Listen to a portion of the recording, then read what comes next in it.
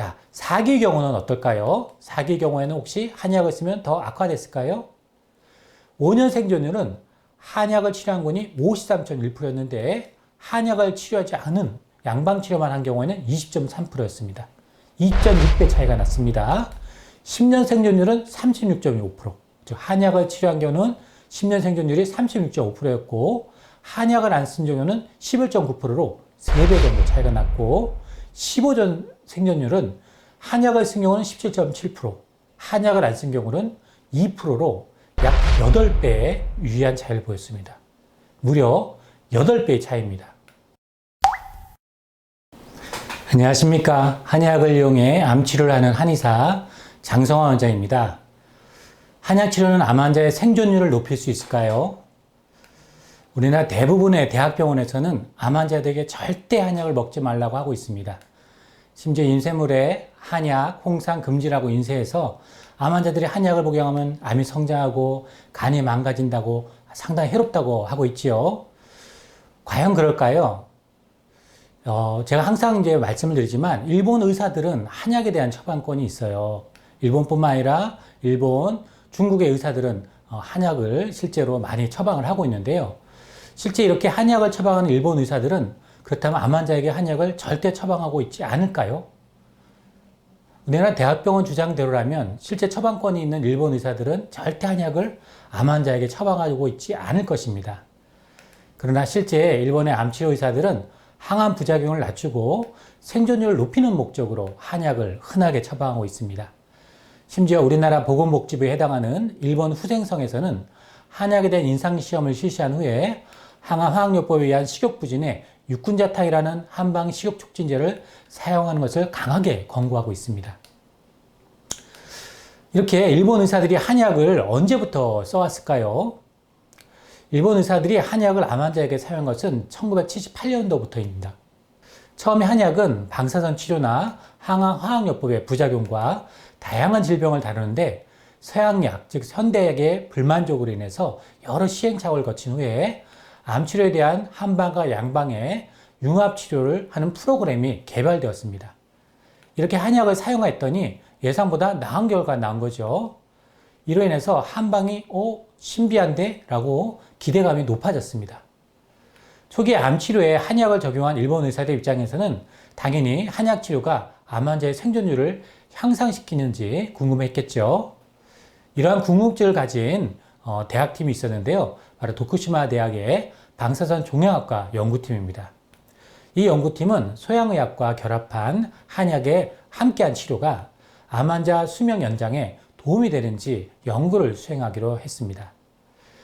우리 방사선 치료는 자궁경부암 치료에 특히 중요한 역할을 해왔고 완치율을 향상하는 데 기여해 왔습니다. 그러나 방사선 치료는 수술과 마찬가지로 전이가 발생한 진행성 암 치료에는 한계가 있습니다.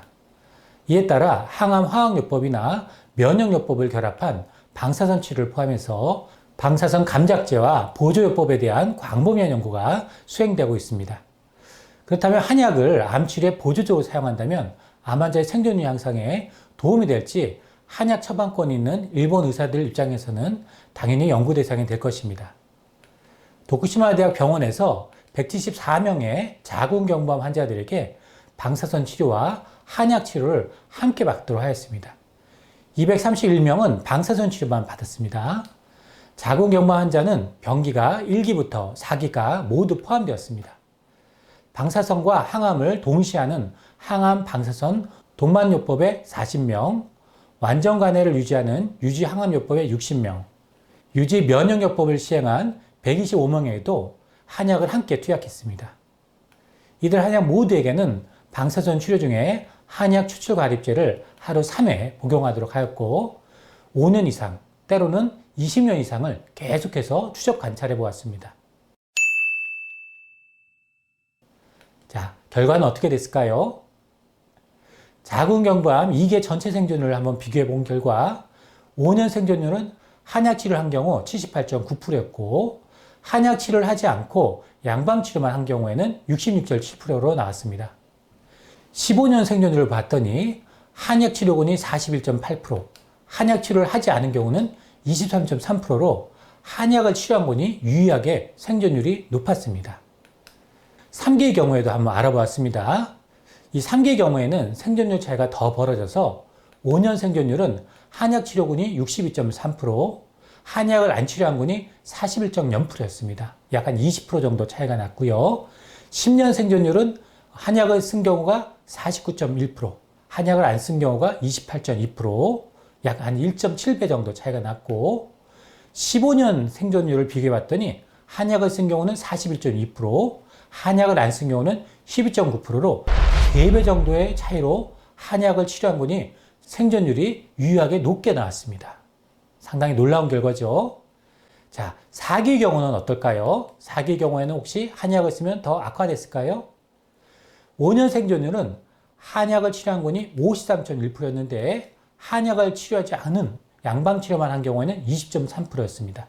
2.6배 차이가 났습니다.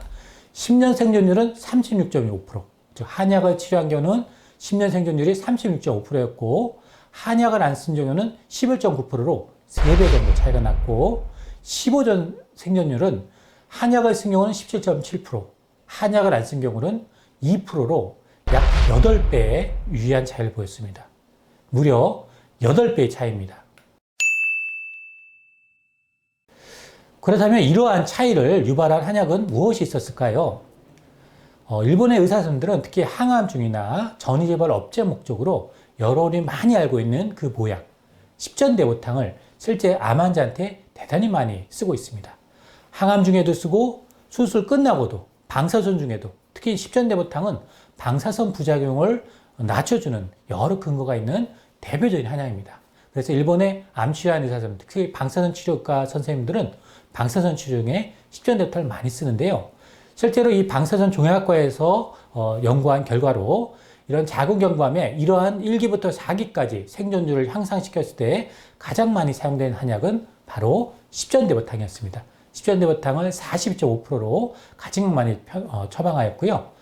면역 증강 효과가 있는 또 보약이 있습니다. 팔미저항암, 인삼양효탕, 보지탕, 소시효탕, 대건효탕. 이런 보약들은 좀 익숙하지 않은데 일본에서는 암치료 의사선생님들, 특히 국내에서도 저 같은 암을 치료하는 한의사들은 이러한 한약들을 항암중이나 방사선 치료 중에 흔하게 사용을 하고 있습니다. 이런 약들은 몸의 면역력을 높이고 영양장애를 많이 개선해주고 항암 부작용을 낮추는 대표적인 보약에 해당되는 한약들인데요. 이런 보약들이 많이 사용됐고 특히 항암 중에 신장 기능을 떨어뜨리는 항암이 있는데 자궁경부암은 그런 항암, 대표적인 시스플라틴 항암을 하고 있는데 이 신장을 보호하는 그런 쪽에 한방에 좋은 약이 대단히 많이 있습니다. 그 대표적인 약이 바로 실형탕이라는 약인데요. 이 실형탕은 일본에서 상당히 일반 의사들도 많이 사용하고 있는 한약 처방입니다. 이 실형탕을 또 많이 사용한 것으로 조사됐습니다. 연구팀은 405명의 환자를 대상으로 한 다별량 분석에서 동시 항암 화학요법이 장기 생존에 중요한 예후지표가 아닌 것으로 결론을 냈고요. 그러나 한약요법을 사용하는 것은 중요한 예후지표로 부상했다고 설명하였습니다. 한약 치료는 자궁경부암 환자의 생존기간을 크게 연장시켰습니다. 한의학과 서양의학, 현대의학이 조합된 21세기 암치료에 유익한 것으로 입증될 것이라고 확신한다고 이 도쿠시마 의과대학의 이 연구팀은 결론을 내고 있습니다. 한약은 암 환자의 생존율을 향상시킨다는 여러 임상료가 있다는 것을 꼭 기억하셔야 되고 앞으로 이 유튜브를 통해서 암종별로 이런 여러 나라에서 이루어진 한약의 항암제 효능 향상이라든가 생존율 향상에 대한 여러 임상 연구들을 여러분에게 설명드리도록 하겠습니다.